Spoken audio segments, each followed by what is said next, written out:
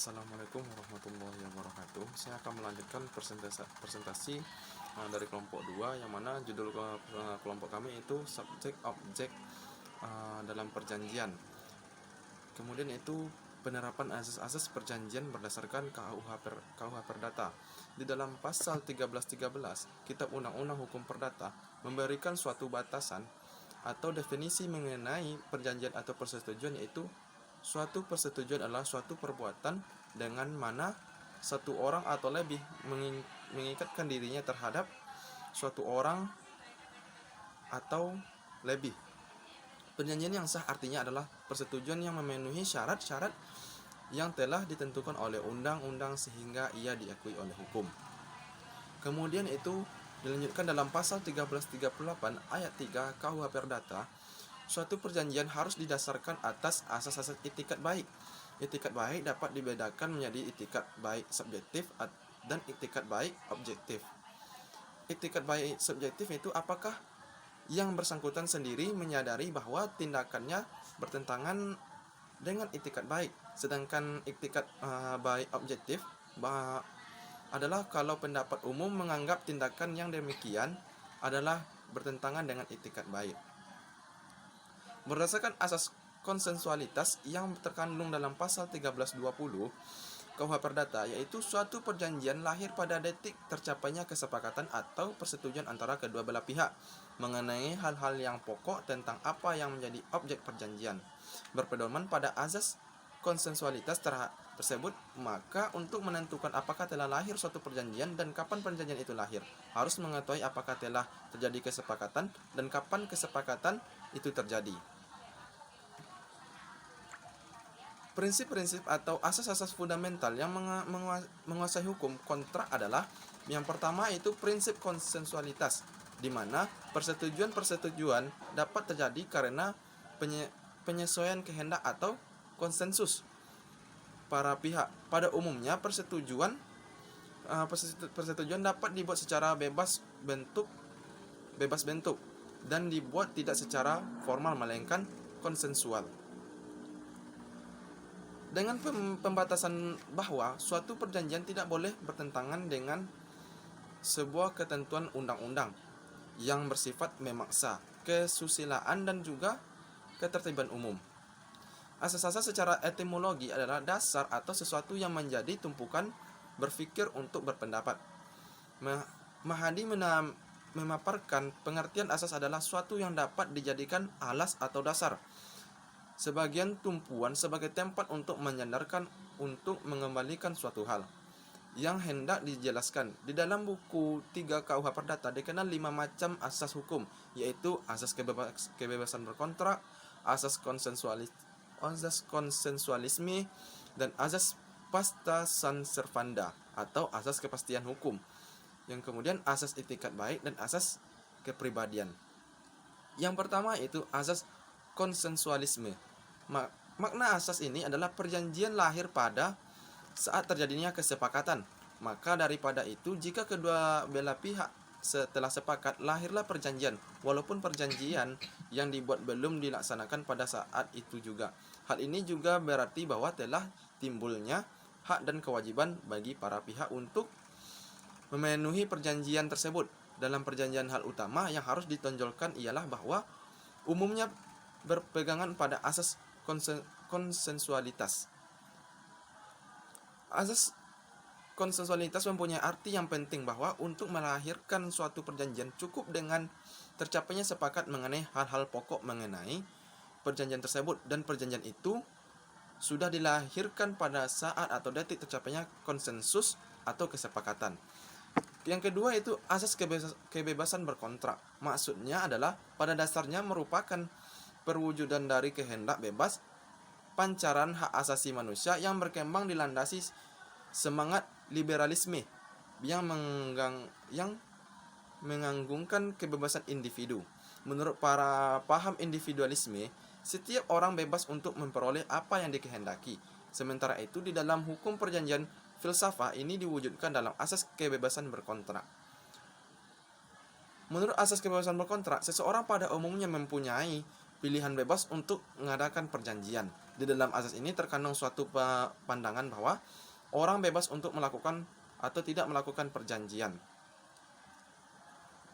Bebas dengan siapa ia melakukan perjanjian, bebas tentang apa yang diperjanjikan, dan bebas untuk menetapkan syarat-syarat perjanjian. Azas ini memberikan jaminan kebebasan untuk ada lima jaminan. Yang pertama, bebas menentukan apakah seseorang membuat atau tidak membuat perjanjian. Yang kedua, bebas menentukan dengan siapa membuat perjanjian. Yang ketiga, bebas menentukan isi perjanjian. Yang keempat, bebas menentukan bentuk perjanjian. Yang terakhir yaitu kebebasan lain yang tidak bertentangan dengan undang-undang. Dengan yang dimaksud yaitu tidak bertentangan dengan undang-undang, kesusilaan, ketertiban umum. Berdasarkan asas kebebasan berkontrak ini, pada kenyataannya ternyata tidak berlaku mutlak. KUH Perdata memberikan pembatasan mengenai berlakunya asas kebebasan berkontrak seperti yang dimaksud dalam ketentuan pasal 1320 ayat 1 KUH Perdata yang menerangkan bahwa perjanjian tidak sah apabila dibuat tanpa adanya kata sepakat dari para pihak yang membuatnya. Kemudian dalam pasal 1320 ayat 2 KUH Perdata yang bias disimpulkan bahwa kebebasan untuk membuat suatu perjanjian dibatasi oleh suatu kecakapan. Pasal 1320 ayat 4 dan pasal 1337 menerangkan bahwa para pihak tidak bebas membuat perjanjian yang menyangkut kuasa yang dilarang oleh undang-undang atau bertentangan dengan kesusilaan baik maupun bertentangan dengan ketentuan umum. Yang ketiga itu asas mengikatnya suatu kontrak atau pasca sunt servanda.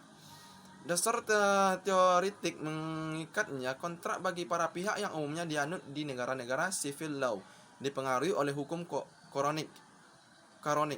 Hukum koronik juga mengajarkan dan juga mengakui bahwa setiap janji itu mengikat. Dari sinilah kemudian lahir pasca sunt servanda. Dengan pasca sunt servanda, orang harus mematuhi janjinya. Dikaitkan dengan perjanjian, para pihak yang membuat perjanjian harus melaksanakan atau perjanjian yang mereka buat. Menurut azas ini, kesepakatan para pihak itu mengikat sebagaimana layaknya undang-undang bagi para pihak yang membuatnya. Setiap orang yang membuat perjanjian harus memenuhi perjanjian tersebut karena perjanjian tersebut berisi janji-janji yang harus memenuhi perjanjian tersebut karena perjanjian tersebut harus dipenuhi dan janji tersebut mengikat kedua belah pihak sebagaimana mengikatnya undang-undang. Hal ini dapat dilihat pada pasal 1338 ayat 1 KUH Perdata yang menentukan bahwa semua perjanjian yang dibuat secara sah berlaku sebagaimana undang-undang bagi para pihak yang membuatnya. Asas kekuatan mengikatnya landasannya ada di dalam ketentuan pasal 1374 ayat 4 BW atau pasal 1338 ayat 1 KUH Perdata. Di dalam pasal 1339 KUH Perdata juga dimasukkan prinsip bahwa di dalam sebuah persetujuan orang menciptakan sebuah kewajiban hukum dan bahwa ia terikat pada janji-janji kontraknya serta harus memenuhinya. Yang kemudian yaitu azas i'tikad baik. Ketentuan azas pada pasal 1338 ayat 3 bahwa perjanjian harus dilaksanakan dengan i'tikad baik. Artinya, melaksanakan perbuatan ini kejujuran harus berjalan dalam hati sanubari seorang manusia. Jadi, selalu mengikat bahwa manusia sebagai anggota masyarakat harus jauh dari sifat merugikan pihak lain atau menggunakan kata-kata secara membabi buta pada saat kedua belah pihak membuat suatu perjanjian. Yang terakhir yaitu azas personalitas. Adanya azas personalitas dapat disimpulkan dari ketentuan pasal 1340 ayat 1 KUH Perdata. Pasal ini menyebutkan yaitu perjanjian hanya berlaku bagi mereka yang membuatnya. Dengan demikian, azas personalitas bermakna bahwa kontrak atau perjanjian hanya berlaku bagi pihak-pihak yang membuatnya. Di samping kelima azas yang telah diuraikan di atas dalam Lokakarya Hukum Perdata, Lokakarya Hukum, perikatan yang diselenggarakan oleh Bantuan Pembinaan Hukum Nasional BPHN Departemen Kehakiman RI pada tanggal 17 sampai 19 Desember 1985 telah berhasil dirumuskan 8 asas hukum perikatan nasional. Kedelapan asas tersebut adalah asas kepercayaan, asas persamaan hukum, asas keseimbangan, asas kepastian hukum, asas moralitas, dan asas kepatutan, asas kebiasaan, dan asas perlindungan. Adapun penjelasannya adalah sebagai berikut. Sekian dari saya. Wassalamualaikum warahmatullahi wabarakatuh. Assalamualaikum warahmatullahi wabarakatuh. Saya Aris Mutakin dengan NIM 183040064. Di sini saya akan melanjutkan menyampaikan materi dari rekan saya. Di sini saya akan membahas mengenai objek perjanjian. Objek bukti adalah segala sesuatu yang berguna bagi subjek hukum, dan yang menjadi objek perjanjian adalah prestasi. Prestasi merupakan hal yang harus dilakukan oleh masing-masing pihak. Prestasi adalah kewajiban salah satu pihak, dan pihak lain berhak untuk menuntut hal tersebut. Dalam perjanjian, debitur wajib melakukan perbuatan tertentu yang telah ditetapkan dalam perjanjian, dan dalam melakukan perbuatan itu, debitur harus mematuhi semua ketentuan dalam perjanjian. Debitur bertanggung jawab atas perbuatannya yang tidak sesuai dengan ketentuan perjanjian. Objek hukum kontrak adalah suatu prestasi yang menurut ketentuan normatif dalam pasal 1234 KUH Perdata. Prestasi itu dapat berupa memberikan sesuatu, berbuat sesuatu, dan tidak berbuat sesuatu. Kontrak yang prestasinya memberikan sesuatu barang atau benda ditegaskan secara normatif dalam pasal 1237 KUH Perdata. Kemudian, kontrak yang prestasinya berbuat sesuatu ditegaskan secara normatif dalam pasal 1241 KUH Perdata. Adapun kontrak yang prestasinya tidak berbuat sesuatu ditegaskan secara normatif dalam pasal 1242 KUH Perdata. Adapun prestasi dalam bentuk melakukan sesuatu dan tidak melakukan sesuatu dapat bermakna positif jika kontrak ditentukan dalam melakukan berbuat sesuatu yang timbul misalnya dalam kontrak kerja diatur dalam pasal 1603 KUH Perdata yang memuat ketentuan normatif, yaitu pekerja wajib sedapat mungkin melakukan pekerjaan dengan sebaik-baiknya. Sedangkan bermakna negatif jika kontrak ditentukan untuk tidak berbuat atau melakukan sesuatu, misalnya sewa menyewa yang diatur dalam pasal 1550 KUH Perdata, merupakan suatu kontrak dengan prestasi yang bermakna negatif, yaitu pihak yang menyewakan harus membiarkan si penyewa menikmati barang sewaan secara tentram selama jangka waktu sewa masih berjalan, sesuai dengan perjanjian awal. Objek hukum kontrak menurut R. Setiawan harus memenuhi beberapa syarat agar hal tersebut berjalan secara sah. Yang pertama, objek harus tertentu atau dapat ditentukan, yang terdapat dalam pasal 1320 sub 3 KUH Perdata. Yang kedua, objeknya diperkenankan oleh Undang-Undang pasal 1335 dan 1337 KUH Perdata. Prestasinya dimungkinkan untuk dilaksanakan.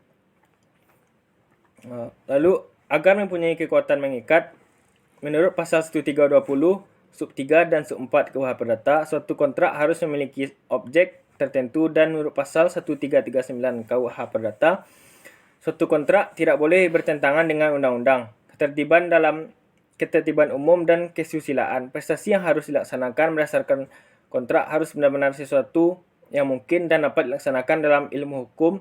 Kontrak dibedakan jadi dua ketidakmungkinan. Yang pertama, ketidakmungkinan objektif yang tidak akan menimbulkan perikatan karena prestasinya tidak mungkin dapat dilaksanakan oleh siapapun, sehingga berlaku asas hukum bahwa ketidakmungkinan meniadakan kewajiban. Dan yang kedua, ketidakmungkinan subjektif yang tidak menghambat terjadinya kontrak atau tidak mengakibatkan kontrak batal, melainkan kontrak tetap sah. Selain itu, ada barang yang tidak dapat dijadikan objek perjanjian, antara lain barang di luar perdagangan, misalnya senjata resmi yang dipakai oleh negara, barang yang dilarang undang-undang, misalnya seperti narkoba, dan yang ketiga, warisan yang belum terbuka. Menurut Subekti menambahkan terkait objek perjanjian yang telah dijanjikan oleh para pihak harus jelas agar dapat menentukan hak dan kewajiban para pihak. Dan kedua, yang diperjanjikan tidak bertentangan dengan undang-undang, ketentuan umum, atau kesusilaan. Jika suatu objek perjanjian tidak sesuai dengan perjanjian, maka perjanjian tersebut batal demi hukum. Sekian materi yang dapat saya sampaikan. Assalamualaikum warahmatullahi wabarakatuh. Perkenalkan, nama Nanda Rizky Ilahi, NIM 1813040068. Baiklah, saya di sini akan menyampaikan materi selanjutnya mengenai subjek perjanjian atau perancangan kontrak. Subjek dari perbuatan hukum adalah subjek hukum. Subjek hukum terdiri dari manusia serta badan hukum. Maka daripada itu semua manusia dan badan hukum dapat melakukan perjanjian dengan syarat manusia dan badan hukum tersebut sudah dinyatakan cakap menurut hukum. Menurut Subjekti, subjek perjanjian berupa manusia terbagi atas dua. Yang pertama, yang membuat perjanjian sudah cakap atau sanggup melakukan perbuatan hukum tersebut. Yang kedua, para pihak yang membuat perjanjian harus melakukan perjanjian dengan dasar kebebasan menentukan kehendaknya. Artinya, dalam membuat perjanjian tidak ada paksaan dari pihak manapun, tidak ada kehilafan atau penipuan.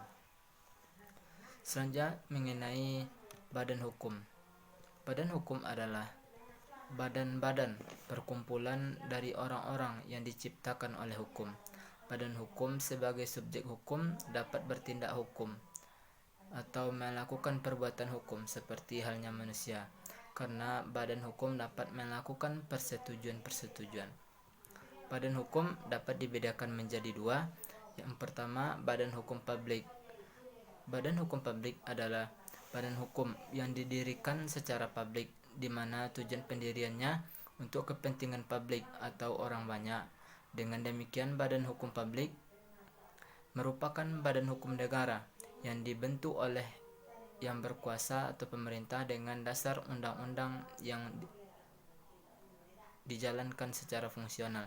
Contohnya adalah Bank Indonesia dan perusahaan negara. Selanjutnya, badan hukum privat. Badan hukum privat didirikan berdasarkan hukum sipil atau perdata, yang mana didirikan untuk kepentingan orang yang ada di dalam badan hukum itu sendiri. Berbeda dengan badan hukum publik yang tidak mencari keuntungan di dalamnya. Badan hukum privat didirikan karena untuk mencari keuntungan sebuah kelompok yang bergerak di bidang sosial, pendidikan, ilmu pengetahuan, dan lain-lain dengan mengacu pada hukum yang sah.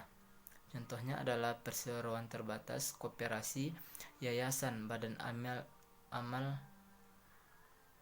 Akibat dari subjek hukum yang tidak sah, maka suatu perjanjian yang dibuat dapat dibatalkan. Mungkin sekian yang dapat saya sampaikan dari poin subjek hukum. Sekian, terima kasih. Wassalamualaikum. Baik, saya Abdul Hafiz dengan NIM 18.130.40.116. Di sini saya akan melanjutkan pembahasan dari rekan saya. Di samping kelima asas yang telah disampaikan oleh rekan saya tadi,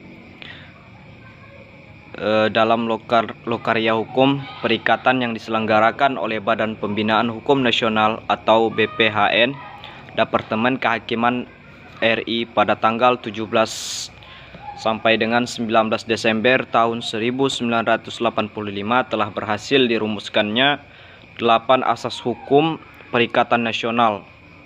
Kedelapan asas hukum tersebut ialah asas kepercayaan, asas persamaan hukum, asas keseimbangan, asas kepastian hukum, asas moralitas, asas kepatutan, asas kebiasaan, dan yang terakhir itu asas perlindungan. Adapun penjelasannya, yang pertama yaitu asas kepercayaan, yaitu bahwa setiap orang yang akan mengadakan perjanjian akan memenuhi setiap prestasi yang diadakan di antara mereka di belakang hari. Kemudian yang kedua, asas persamaan hukum, yaitu bahwa subjek hukum yang mengadakan perjanjian mempunyai kedudukan, hak, dan kewajiban yang sama dalam hukum. Mereka tidak boleh dibeda-bedakan antara satu sama lainnya, walaupun subjek hukum itu berbeda warna kulit, agama, dan ras. Kemudian yang ketiga yaitu asas keseimbangan, yaitu asas yang mengkehendaki kedua belah pihak memenuhi dan melaksanakan perjanjian. Kreditur mempunyai kekuatan untuk menuntut prestasi dan jika diperlukan dapat menuntut pelunasan prestasi melalui kekayaan debitur. Namun debitur memikul pula kewajiban untuk melaksanakan perjanjian itu dengan iktikat baik. Kemudian yang keempat yaitu asas kepastian hukum. Asas ini mengandung maksud bahwa perjanjian sebagai figur hukum mengandung kepastian hukum. Kepastian ini terungkap dari kekuatan mengikatnya perjanjian, yaitu sebagai undang-undang bagi yang membuatnya. Kemudian yang kelima, asas moralitas. Asas ini yang berkaitan dengan perikatan wajar, yaitu suatu pembuatan sukarela dari seseorang tidak dapat menuntut hak baginya untuk menggugat prestasi dari debitur.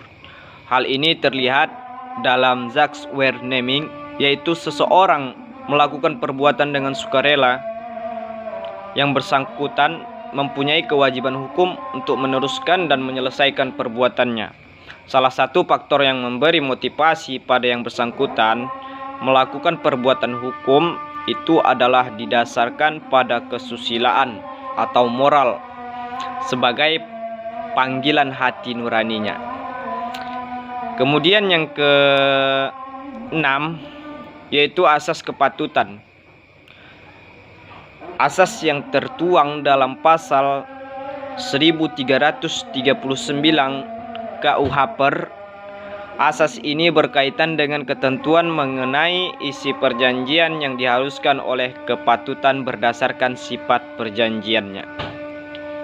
Kemudian yang ketujuh yaitu asas kebiasaan, yaitu dipandang sebagai sebagian dari perjanjian. Suatu perjanjian tidak hanya mengikat untuk apa yang secara tegas diatur, akan tetapi juga hal-hal yang menurut kebiasaan lazim diikuti. Kemudian yang terakhir yaitu asas perlindungan.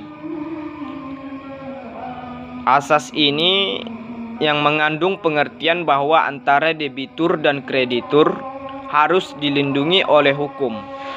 Namun yang perlu mendapat perlindungan itu adalah pihak debitur, karena pihak ini berada pada posisi yang lemah. Asas-asas ini yang menjadi dasar pijakan dari para pihak dalam menentukan dan membuat suatu kontrak atau perjanjian dalam kegiatan hukum sehari-hari. Dengan demikian, dapat dipahami bahwa keseluruhan asas di atas merupakan hal penting dan mutlak harus diperhatikan bagi pembuat kontrak atau perjanjian, sehingga tujuan akhir dari suatu kesepakatan dapat tercapai dan terlaksana sebagaimana diinginkan oleh para pihak. Asas-asas inilah yang menjadi dasar pijakan dari pihak dalam menentukan dan membuat suatu kontrak atau perjanjian dalam kegiatan hukum sehari-hari. Dengan demikian dapat dipahami bahwa keseluruhan asas di atas merupakan hal penting dan mutlak harus diperhatikan bagi para pembuat kontrak dan pembuat perjanjian, sehingga tujuan akhir dari suatu kesepakatan dapat tercapai dan terlaksana sebagaimana yang diinginkan oleh para pihak. Mungkin hanya itu yang dapat saya sampaikan. Sekian, banyak kurang saya mohon maaf. Saya akhiri. Assalamualaikum warahmatullahi wabarakatuh.